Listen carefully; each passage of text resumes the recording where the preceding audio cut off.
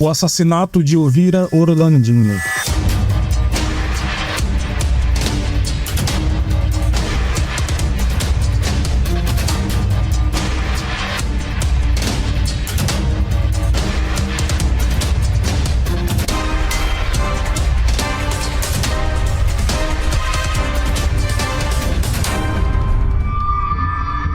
O assassinato de Elvira Orlandini abalou a Toscana após a Segunda Guerra Mundial. A bela Elvira, como era conhecida, foi brutalmente morta em uma pequena aldeia da Toscana. O seu assassino nunca foi descoberto. 2 anos após a Segunda Guerra, Mussolini foi enterrado com as cinzas da insensatez imperialista e com os uniformes de centenas de jovens que nem tinham começado a viver. A Itália, cansada, faminta, partiu no caminho do progresso. Em Toiano, província de Pisa, um amontoado de casas arruinadas no interior da Toscana, nada havia mudado. Os camponeses continuaram a arar a terra para os senhores. As meninas abordaram as iniciais dos seus nomes nas roupas limpas e perfumadas, e a ler as cartas de seus amantes secretos. Então, Elvira Orlandini cresceu e aos 22 anos era considerada a moça mais bonita de Toiano, uma vila com um pouco mais de 200 habitantes. Seus pais eram agricultores. Na verdade, o seu pai era dono de um pequeno pedaço de terra que lhe permitia apenas alimentar a família. Elvira tinha um irmão, 2 irmãs mais velhas e uma meia-irmã. Para ajudar a família, ela trabalhava como empregada doméstica na vila de Salt, pertencente a uma rica família suíça. Ela estava noiva de Hugo Ancelotti, um jovem veterano de guerra que vivia em uma pequena comunidade não muito longe de Toiano. Ele era amigo de infância da moça e os seus pais também eram fazendeiros. Comentou-se na época que o casamento dos dois foi arranjado por suas famílias. O casal iria se casar dentro de 6 meses. A pressa no casório devia-se ao fato da mãe de Elvira, Rosária. Ela suspeitava que os jovens não aguentariam esperar pelo casamento, e se a moça perdesse a virgindade, isso seria uma vergonha para sua família.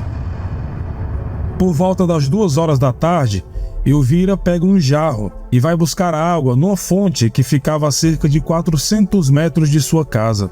Ao sair de casa, ela cumprimenta sua mãe, prometendo voltar em breve.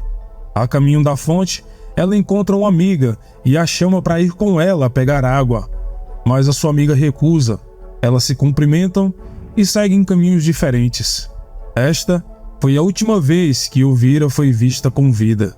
Cerca de 2 horas após a partida de Elvira, sem vê-la voltar, a mãe da jovem sai procurando por ela. Indo pelo caminho da fonte e não vendo a filha chegar em casa, se preocupa e avisa o seu marido, Antônio.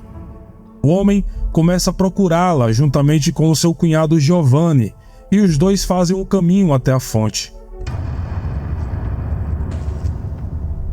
Perto da fonte, eles notam uma mancha de sangue e algumas pegadas que levam a uma floresta próxima. É nessa floresta que Antônio vai encontrar um corpo sem vida de sua filha. A princípio, ele avista o jarro de água e os chinelos da moça, um em cima do outro. Mas para encontrar o cadáver de sua filha, ele teve que descer cerca de 30 metros, onde a passagem era difícil devido à vegetação densa. Lá, ele encontra a filha. A moça estava deitada de lado, com a garganta cortada com um único corte, que ia de orelha a orelha. O pai da moça, desesperado para tirar a filha daquele lugar, move o corpo, comprometendo irreparavelmente a cena do crime. Após o pai de Elvira ter tirado o corpo da filha da floresta, eles mandam chamar a polícia. E por volta das 6 horas, chega o delegado para averiguar o caso. A autópsia revela que ela morreu afogada em seu próprio sangue. A faca afiada que rasgou a garganta de Elvira tinha cerca de 12 centímetros. Após o corte, o sangue encheu os pulmões da moça em poucos segundos. Quando Elvira estava sem vida, recebeu outras facadas que cortaram seu crânio em pelo menos 3 pontos diferentes. Então, o corpo foi arrastado cerca de 30 metros ao longo do Botro de la Lupa, um antigo canal de drenagem que era usado por moradores como uma trilha. Lá foi onde o pai encontrou o corpo da filha algumas horas depois. O corpo ainda estava quente, o sangue já coagulado. Não haviam testemunhas e mesmo no silêncio da floresta, ninguém ouviu um só grito ou barulho suspeito. A arma usada não foi encontrada e o assassino também tirou a calcinha de Elvira e a levou. O primeiro suspeito, como muitas vezes acontece nesses casos, é o namorado de Elvira, Hugo Ancelotti. Ele é considerado por todos como um rapaz educado, mas muito ciumento. De fato, todos na aldeia sabem de seu ciúme e brigas frequentes com Elvira por este motivo. Ele afirmou que no momento que foi cometido o assassinato, estava dormindo em casa. Apenas seus pais confirmaram seu álibi. Em suas calças haviam manchas de sangue, e ele afirmou ter sido de um animal que havia matado naquele dia. Mas o delegado não tinha dúvidas e prende Hugo 4 dias após o assassinato. Apesar das pistas contra ele, haviam outras a seu favor. Por exemplo, as pegadas encontradas na fonte, indo em direção à floresta, eram de número 40, ou seja, 3 números menores que os dele, que calçava 43. Além disso, Hugo teria deixado Elvira em casa após a missa, por volta de 1h30 da tarde, e testemunhas confirmam terem visto o rapaz chegando em casa por volta das 2 da tarde. Portanto, seria impossível ele ter ido até a fonte, assassinado a namorada e retornado para casa antes das 2. O trajeto, a pé, levava cerca de 40 minutos para ser percorrido. Apesar das brigas entre os dois, muitos na aldeia estavam convencidos de sua inocência. Afinal, quais os motivos ele teria para matar a noiva? Elvira era uma empregada doméstica na casa de uma rica família suíça que passava apenas alguns meses do ano em uma vila que ficava próxima a Toiano. O casal de nobres tinha um filho, quase da mesma idade de Elvira. Dizem que na época o rapaz cortejava a garota apesar dela estar noiva. Há também rumores de uma carta entregue por ele a Hugo, em que pedia para que Hugo não casasse com Elvira. Mas a família Salt, no entanto, era muito poderosa e ninguém se atreveu a falar abertamente sobre isso na época. E mais, por qual motivo o filho da poderosa família suíça teria assassinado a moça?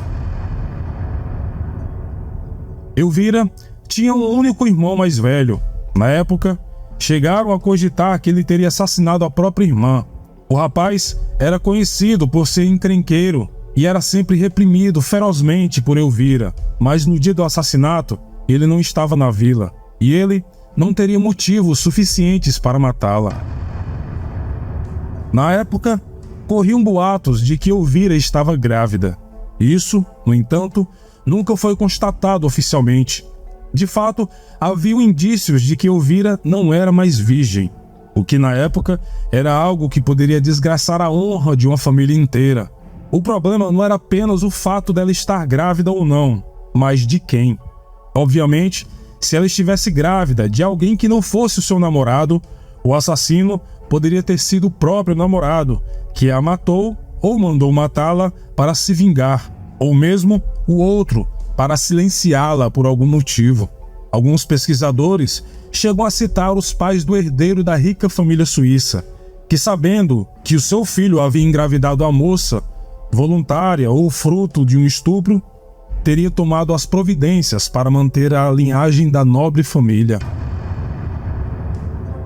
O processo contra Hugo segue, com ele interrogatórios, inspeções, testemunhos que não produziram uma única prova contra o noivo da moça. Um novo julgamento é marcado para julho de 1948. O tempo passa e nada de novo surge.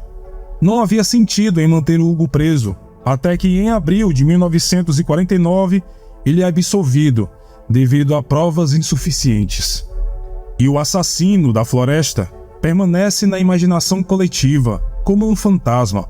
No silêncio da floresta, um verdadeiro protagonista da história, onde todas as dúvidas são confiadas.